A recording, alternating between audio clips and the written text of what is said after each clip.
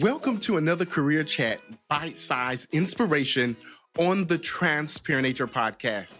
Today, we have Rhona with us as we dive into our Career Chat. Rhona, welcome to the podcast. Thank you so much for having me on the podcast today. So let's get into this Career Chat. Here's a thought to kick us off, okay? If fear of the unknown is holding you back from a career pivot, remember, growth and comfort rarely exist. Actually, they rarely coexist. Stepping into the unknown could lead to your greatest opportunities. Rhona, you are the queen of pivoting. Tell us, what do you think about this quote and even diving into your career journey to help our listeners today? Yeah, I 100% agree with that quote. And like you said, yes, I call myself the queen of pivots, and I am a self described and very proud job hopper.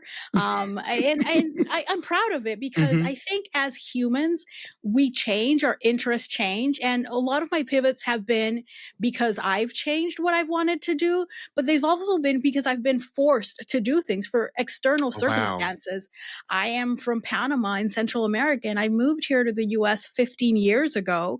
And what I thought my career was going to be here, which was a continuation of what I was doing back home, didn't exactly work out to be that way. So I had to pivot because I always think of it as like there's two options. I can sit here and feel sorry for myself and that things aren't going the way that I want, or I can take control of my career and do what I need to do because at the end of the day, we all have bills to pay. That's really why we work. Yes, I absolutely love what I do, but I 100%, if I did not need to pay bills, probably wouldn't work. So I always figure that out. And I always think like, look, I can sit here and I can feel sorry for myself. I'm not getting jobs. I'm not doing this. I'm not doing that. And when I talk about my story, I tell people, so back home, I was a regional operations manager for a software development company. I thought I'll just move here.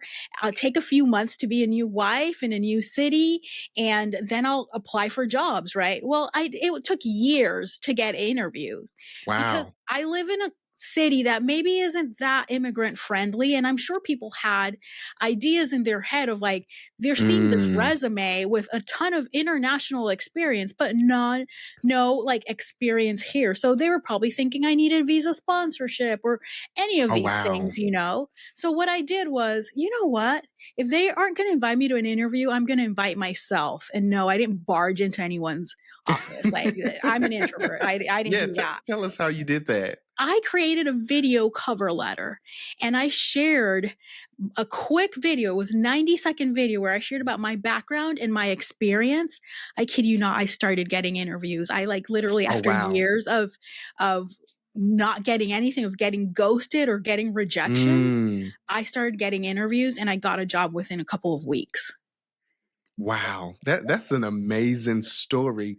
And really when you said that, like doing a 90-second video, really thinking outside of the box, right? Because I think in the challenge in today's workforce and trying to apply for jobs and get interviews is that it's just so many people out there gunning for the same role that you're trying to search for. And again, you talked about your challenges with coming from a different country, right? Yes. Country, right? And so that alone within itself, again, you talked about, having visa and sponsorship, and a lot of companies just don't want to deal with that. So really finding opportunities and ways to bring yourself out, I think that's an amazing story. A portion of my career, there was a time where I had a terrible leader that came in and just had a different vision for where I seen myself growing into. And I had to pivot, not necessarily outside of HR, because my career has been, or my professional career has been 100% HR, right?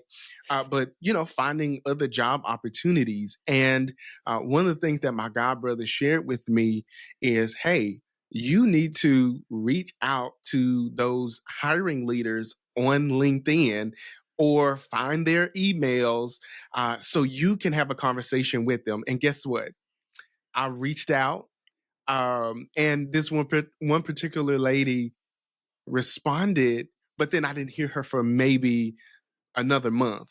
And then she came back and said, "Hey, are you still interested?" And I was like, "Absolutely." And believe it or not, that's a job that I end up selecting, even though I had multiple job offers. I selected hers because we made a personal connection.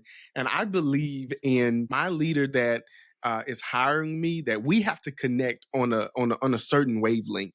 Because if we don't connect, then that kind of shows me, are you really interested in me or just what I have to offer? So again, pivoting in your career, man, that's awesome.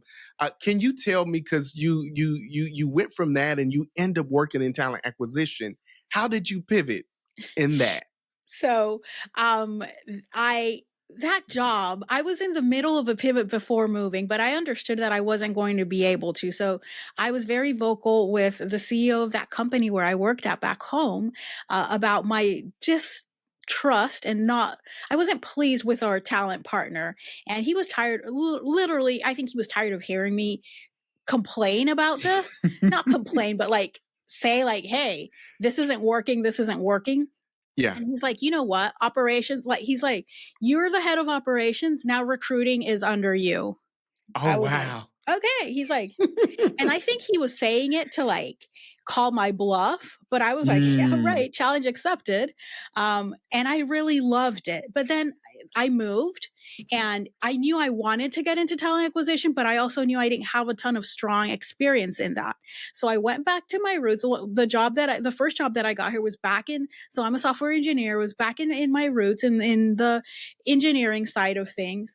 And then after a while, it's like, okay, I have experience here in the US, which everyone needed you to have US company experience.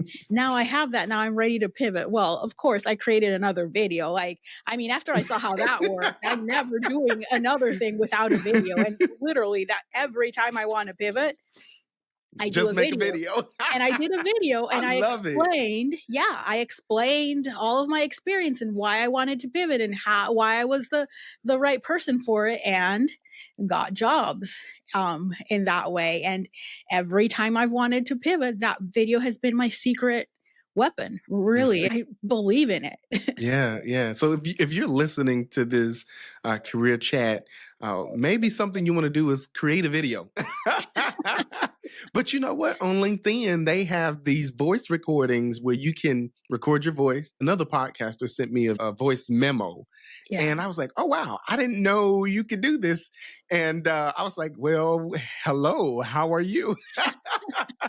So Yeah. that may be another good tool to utilize on LinkedIn. Last question before we end this career chat. So one of the biggest challenges that people face in pivoting is the money, right? You may be used to making six figures in your current position, but you know, like, hey, I want to pivot from, for example, from HR to marketing. But how do I really do that if I have zero experience in marketing? And knowing that you'll have to take a pay cut. So, what advice would you give our listeners regarding pivoting through finances? First advice is you don't necessarily have to take a pay cut. And I used to believe I had to take a pay cut. And I'll be honest, I took a pay cut the first time I pivoted, and it absolutely sucked because, yes, it was still good money. But if you're used to a certain level of money, when you don't have it, and then you're grinding because it's a new thing, so you're working even harder than you were before, Right. it doesn't feel good at the end of the month where it's like, oh, I don't have enough money to do all the things I used to do. So that's my main thing. You don't necessarily have to take a pay cut. And if you do, it doesn't have to be a significant pay cut. Lean in on your transferable skills and what Mm, you really bring. So, for example, I came from engineering and I wanted to pivot into talent acquisition. I leaned in on the fact that I am more effective than 99% of the recruiters out there, because not only do I know how to recruit, I absolutely can speak the lingo of the engineers. I know exactly where they hang out, what they're looking for, because I was one of them. So I leaned in on that, and I was able to get more money than my peers because I presented myself in a way that I was worth more. Yeah.